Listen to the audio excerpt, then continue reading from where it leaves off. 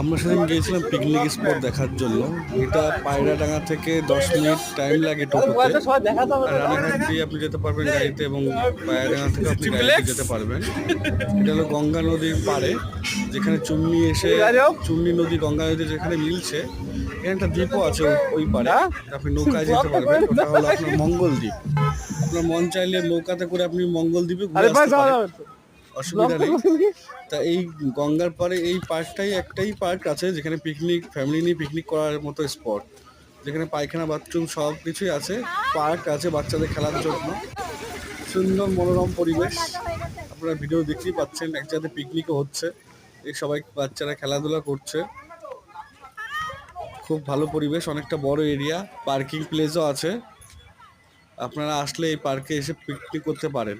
গজব গজব। একদম গঙ্গা নদীর সঙ্গে এই যে লাগানো আমরা এই আছি। পার্কটি।